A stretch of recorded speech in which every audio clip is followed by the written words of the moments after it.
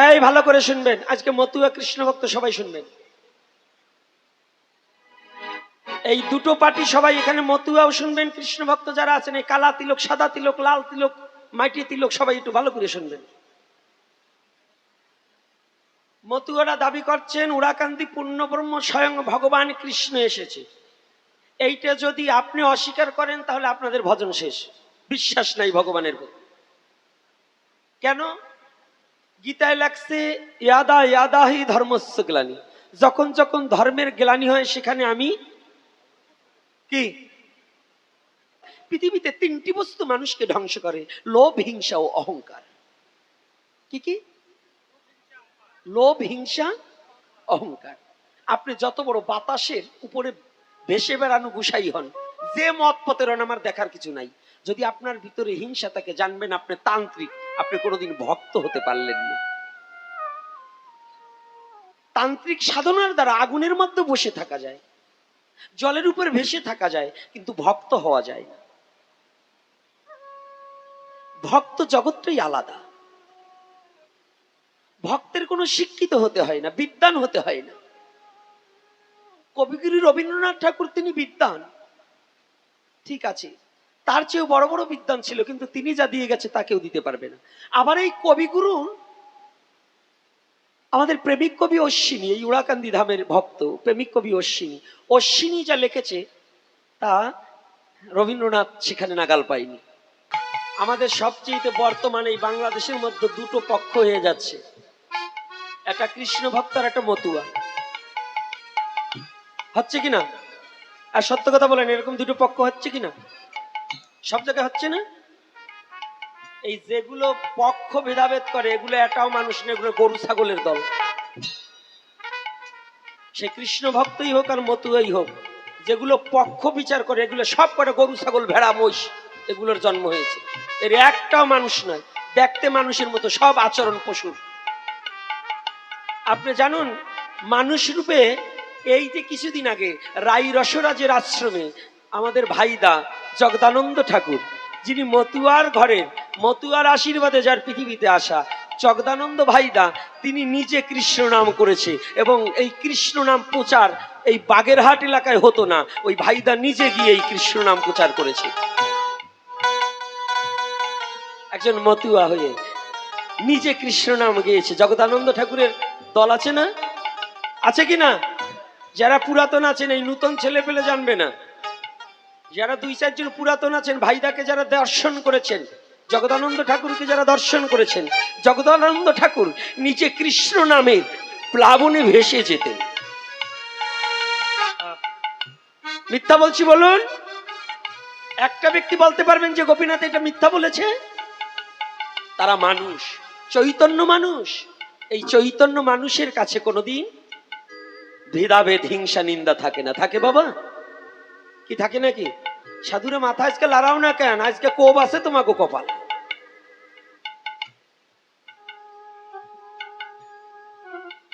কয়টা মালা, কয়টা তুলসীর মালা, কয়টা আসার মালার এক কপাল তিলক নিয়ে, আর কয়টা চুলদারি রাইকে আইডিয়ে গরুর স্বভাব পরিত্যাগ করো নাই, আবার ভক্ত হবা না?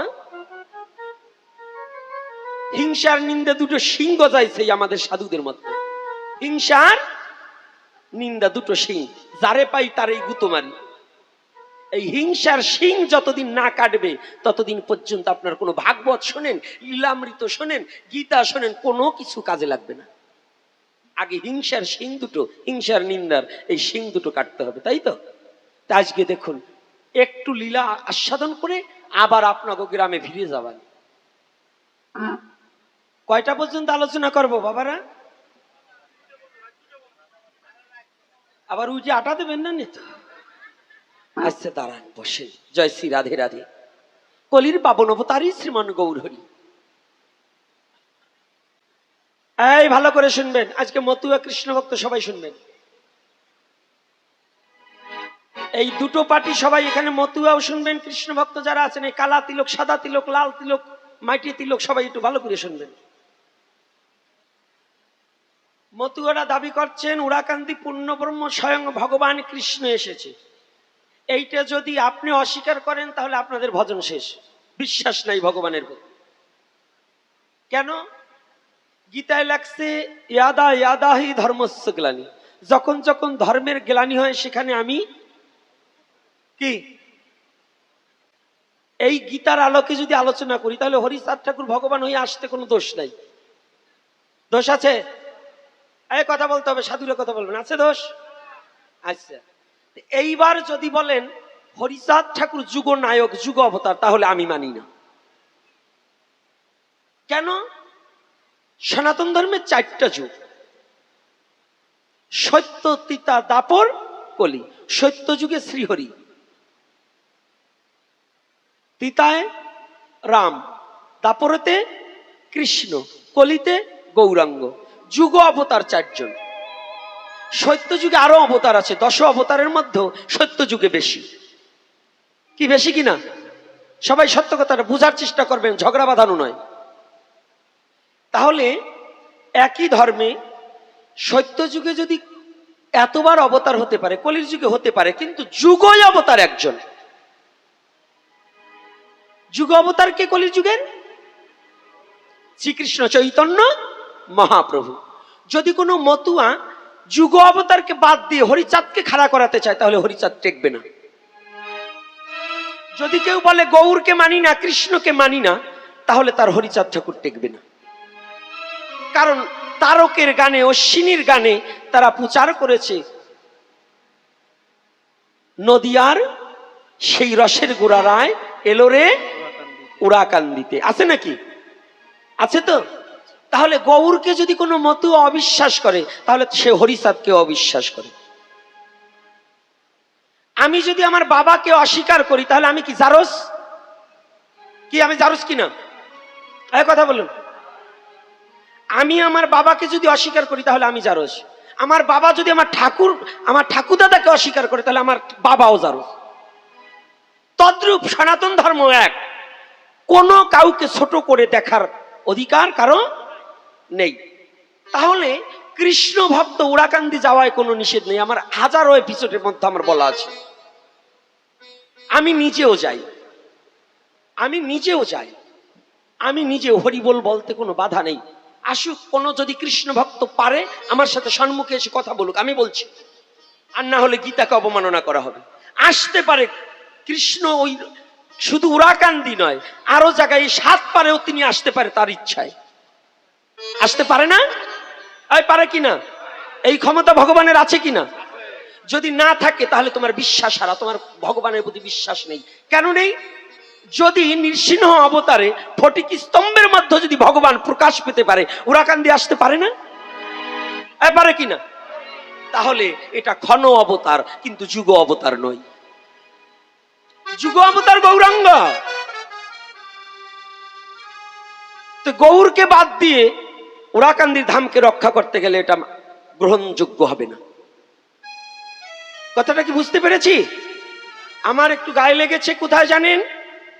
বর্তমান এই সনাতনী জাতিকে ডিভাইড করার জন্য কিছু উড়োধানের বাউই এসে দেশে সাধু সেজে বিস্তার করতেছে। ওরা অধর্মকে শিক্ষা দিয়ে হিন্দুর মধ্যে মারামারি বাঁধিয়ে দিয়ে ওই শালারা রস লুটে খাবে। তারা কারা? আজকে জেনে যান। উড়াকান্দি ধাম, ওখানে আদি অন্ত বৈষ্ণবের ধাম। হরিচাঁদ ঠাকুরের বাবা হচ্ছে যশোমন্ত বৈরাগী। এক গ্রুপে বলছে উড়াকান্দি একাদশী নাই, লীলামৃতে একাদশীর কথা উল্লেখিত রয়েছে। যদি আমি বলবো, যে বলবে যে উড়াকান্দি একাদশী নেই, ও জীবনে লীলামৃত দেখে নাই। আমি চ্যালেঞ্জ করে বলতে পারি, বৈষ্ণব দাসের মৃত্যু যেদিন হয় সেদিন কিন্তু একাদশী রয়। সমস্ত বৈষ্ণব একাদশী করেছিল, সে কথাটা লীলামৃতে উল্লেখিত। আমার কবি রসরাজ তারও গোসাই লিখেছেন। কিন্তু কিছু অলস রাক্ষসের দল মতুয়া ধর্মের দোহাই দিয়ে কিছু রাক্ষসগুলো একাদশী না করার বিধান দিচ্ছে। ওগুলো রাক্ষসের জন্ম। ওগুলো কোনো ভক্ত এবং মতুয়া নয়, ওরা কোনো ভক্তই নয়, ওরা রাক্ষস। ওরা খাওয়া, প্রবৃত্ত, নিবৃত্ত, এটা কোনটাই বোঝে না। ওরা শুধু খাওয়ার জন্য পৃথিবীতে আসছে, তাই খাবে, কিন্তু প্রবৃত্ত নিবৃত্ত বোঝেনি। আমার রসরাজ তারক সেটা বলে নাই। যদি লীলামৃত নিয়ে বসতে চান, আমি বসতে রাজি। কবে কোন দিন বসবেন বসুন, কিন্তু ফাজলামি কথা বলে হিন্দুদের মধ্যে একটা দ্বন্দ্ব বাঁধানোর চেষ্টা যে করবে তাকে ছাড়া যাবে না। কি আপনারা একমত? মতুয়া মত হতে পারে, বৈষ্ণব মত হতে পারে, ধর্ম কয়টা? আমার ধর্মের নাম কি? যদি সনাতন ধর্মে জন্মগ্রহণ করে থাকেন, যারা বলছে আগে শাস্ত্র, আমি নিয়ে আসছি দুটো গ্রুপ। এক গ্রুপ বলছে একাদশী নেই, যারা বলছেন একাদশী নেই আমি দেখিয়ে দেবো শাস্ত্র থেকে, যদি না দেখাতে পারে আমার জিহ্বা কেটে দেবেন, না হলে কালকে 7 পারের এই মোড়ে বসিয়ে মাথাতে চাল কাতরা মেখিয়ে দেবেন, যদি শাস্ত্র থেকে না উদ্ধৃত দিতে পারি। এক ভদ্রলোক নাকি খালিয়াতে এসে বলে গেছেন তুলসী গাছ কারো বাড়ি লাগানো যাবে না, তুলসীর পাতা ভোগে দেওয়া যাবে না। আজকে আমাকে প্রশ্ন করেছে এইটা কি বৈধতা না অবৈধতা? তাহলে ওর জন্ম অবৈধ, কারণ ওর বাবার বিয়ের সময় তুলসী ছাড়া ওর মাকে দান করেনি ওর ঠাকুর, ওর দাদু ভাই। ওই বিয়ে তো তাহলে টেকবে না। অর্থাৎ 56 ব্যঞ্জন উড়াকান্দি আজও বাসুদেব বিগ্রহের পূজা হয়। ভগবান বাসুদেবের পূজা করতে হলে তুলসী ছাড়া কোনো পূজা হয় না। পদ্মনাভ ঠাকুর আছে, আপনি ফোন করুন, এখন উড়াকান্দিতে তুলসী দ্বারা পূজা হয়। উড়াকান্দি তুলসী গাছ আমি নিজে দর্শন করে আসছি। আর যারা এটা বলে বেড়াচ্ছে এরা আমাদের মতুয়াদেরও বিভ্রান্তির পথে ফেলে। ওরা ব্যবসায়ী, ওরা কোনো মতুয়া নয়।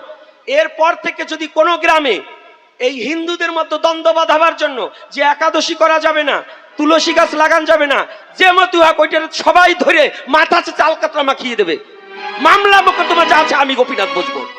তবু সনাতনীদের মধ্যে যদি কোনো পশু এসে এমন বিভ্রান্ত ছড়াতে চায়, ওই পশু আমার সাথে কবে বসবে বসু। আমি সনাতনী, আমি কোনো মত পথ দল বুঝি না, আমি কোনো মারামারি বুঝি না। আমি জানি আমার সনাতনের যে বিঘ্ন ঘটাতে আসবে তাকে কোনো ছাড় দেওয়া যাবে না।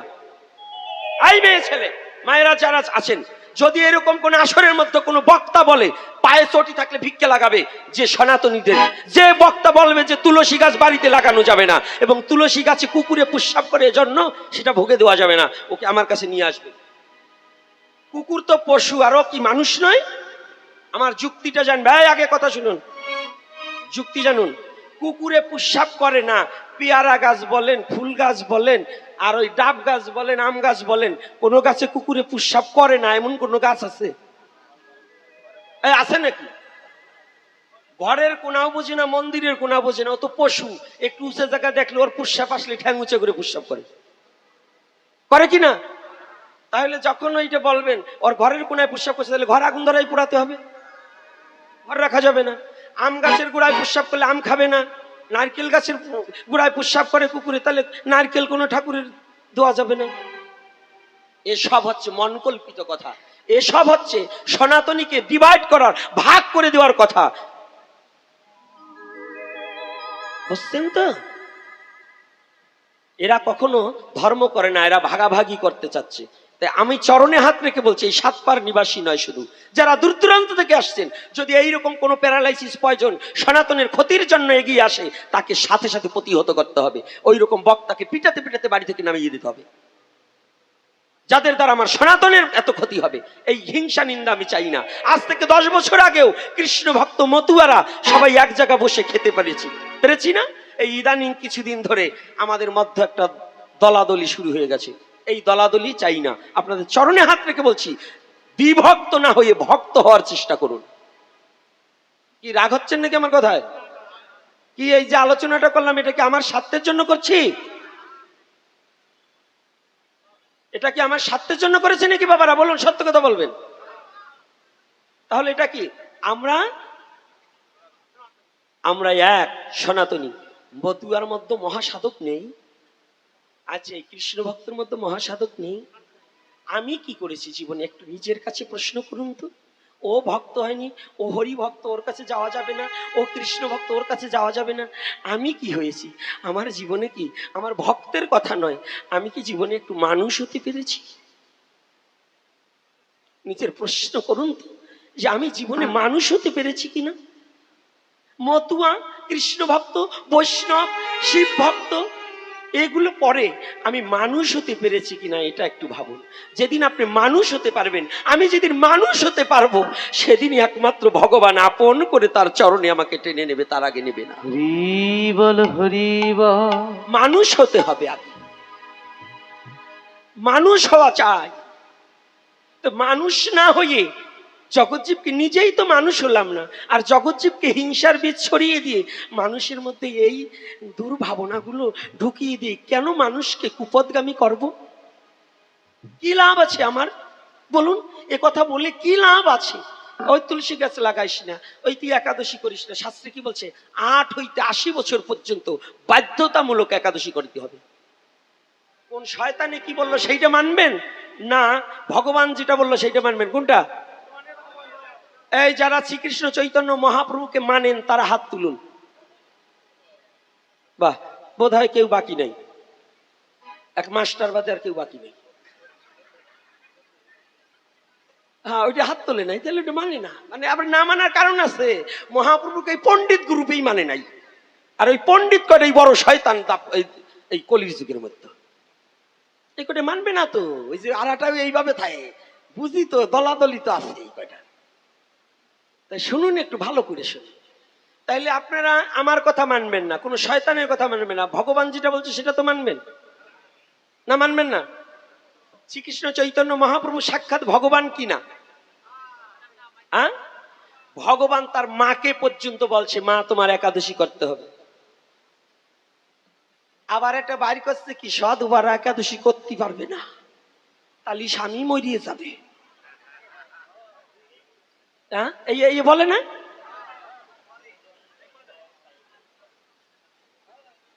এই আস্তে দাঁড়াও মা, ভালো করে শুনো।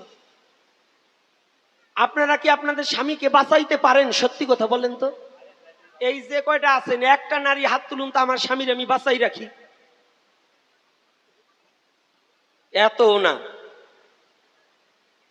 ভট করে আতুসে করলেই এত না। আমি যেখানে বলছি সেখানে যাওয়ায় দেরি আছে বাবা। অর্থাৎ মানুষের মৃত্যু 3 প্রকার। মানুষের মৃত্যু কয় প্রকার? 3 প্রকার। কেমন? একটা দেহ থেকে প্রাণ পাখি চলে যায়, তাকে আমরা জগতে মৃত্যু বলে বলা হয়, কিন্তু শ্রীমৎ ভগবত গীতার আলোকে এটা মৃত্যু নয়। কি পণ্ডিত মশাই, এখানে গীতায় কি বলছে? একটা ব্যক্তি পুরাতন জামা যেমন পরিত্যাগ করে নতুন একটা বস্ত্র পরিধান করে, তদ্রূপ আত্মা এই পুরাতন দেহটাকে পরিত্যাগ করে আবার নতুন একটা দেহ ধারণ করে। বলো না গো রাধে রাধে। তাহলে এটা কি মৃত্যু? এটা দেহান্তর। আচ্ছা, এইবার আর একটা মৃত্যু আছে। স্বামী স্ত্রী, স্ত্রীর হাতে শাঁখা সিঁদুর থাকাকালীন স্বামীর মৃত্যু ঘটে। এটা একটু আধ্যাত্মিকতা। কি আধ্যাত্মিকতা? যে স্বামী নিত্য সৃষ্টির জগৎ ভিন্ন নিজের পিতৃসত্তা বিয়োগ করে, ওই স্বামীও মৃত্যু চরাচরে। কথাটা কি বুঝতে পারছি সবাই? সৃষ্টি ব্যতিরেকে, অর্থাৎ যেমন দয়াল নিত্যানন্দ 8টা সন্তানের পিতা হয়েও সে পুণ্যকুম্ভ রয়, এটা জানেন তো? নিতাই চাঁদের কয়জন সন্তান? 8 সন্তান। এই যে আপনার গর্ব বইলে কোনো লাভ নাই, আপনাকে বললেও মানেন না। নিতাই চাঁদের 8টা, মহাপ্রভুর মার কয়টা? 11টা। কয়টা? 11টা সন্তান। আর আপনারা একটা বাচ্চা নিয়েই কোন আর নেব না। কিসের সরকার? সরকার যারা কইছে ওই আতাই দেবো, তা আরো বেশি আছে। এই তোমরা শিক্ষিত যেগুলো না, এইগুলি আরো বেশি আমাকে খাইছো। যাক, রাধে রাধে। না, ইদানিং সাতপাড়ে এসে শুনলাম নতুন ঘটনা, গোপীনাথ বলে বিয়ে আগে এটা করছিল। আর ওই যে লোকটা চার দোকানে বলছে, ওই আমার বিয়ের চলনে গেছিল। চার দোকানে বোঝেন মাল খান কি? কে বলছে না? আমার সামনে একটু পরিচয় দেন বাবা, এর চরণে হাত রাইকে বলি। এই যে ঘটকালি করছিলেন, আপনার উপহার দেওয়া হয় না, একটু দিয়ে দেবো আজকে। একেবারে কড়া দমে উপহার দেবো, আসেন খালি সামনে আসেন। তা এইবার শুনুন ভালো করে।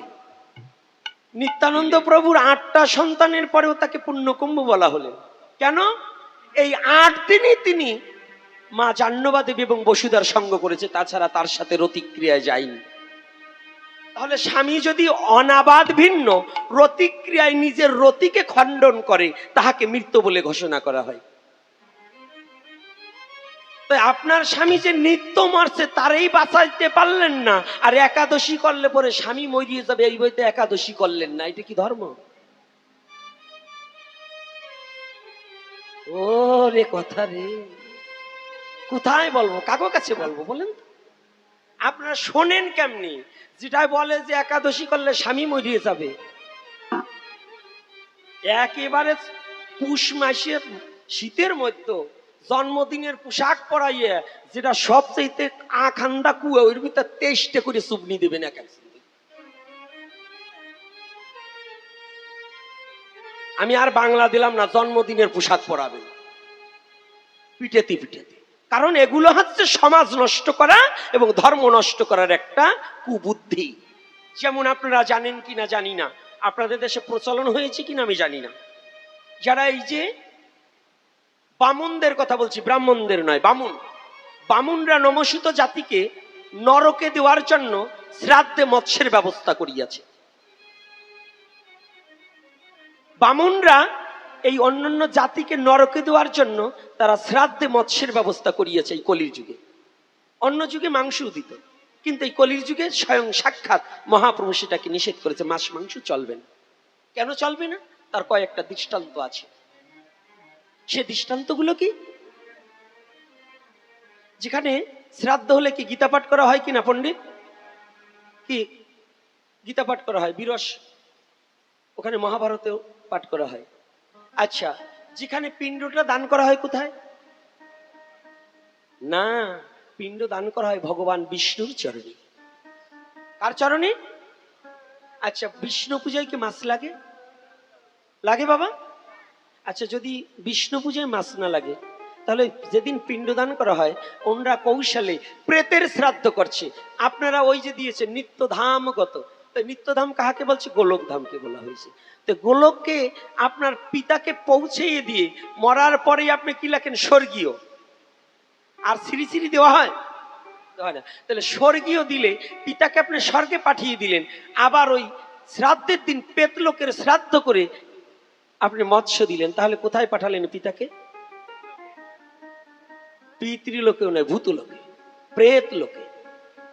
এই জন্য এটা আগের দিনের বামুনদের অন্য জাতিকে যেন তারা মুক্তি না পায় এই কৌশলটা অবলম্বন করে আপনাদের মধ্যে এটা ছড়িয়ে দিয়ে আপনারা সেইটাকে প্রতিপালন করছেন।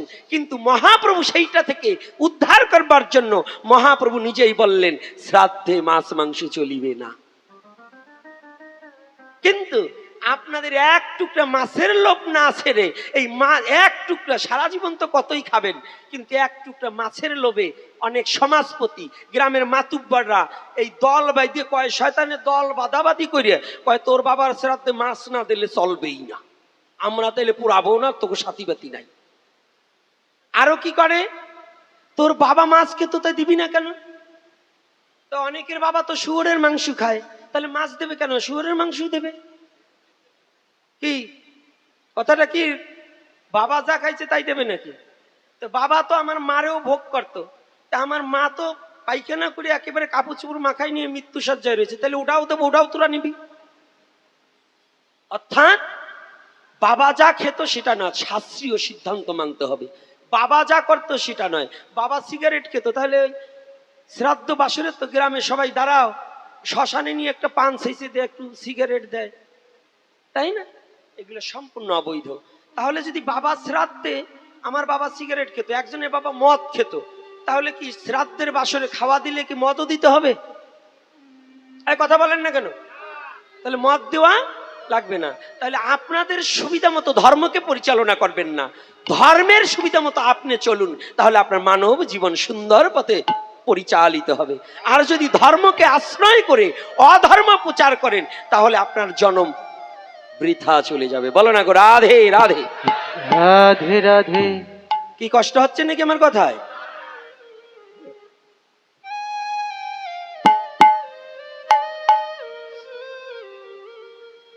টাকা থাকলে বালিশ কিনা যায়, টাকা থাকলে খাট কিনা যায়, টাকা থাকলে ল্যাপটপ কিনা যায়, টাকা থাকলে কি ঘুম কিনা যায়? কি ঘুম কিনা যায়? বিদ্বান হলে শাস্ত্র পড়া যায় কিন্তু ভক্ত হওয়া যায় না। বলো না গো রাধে রাধে।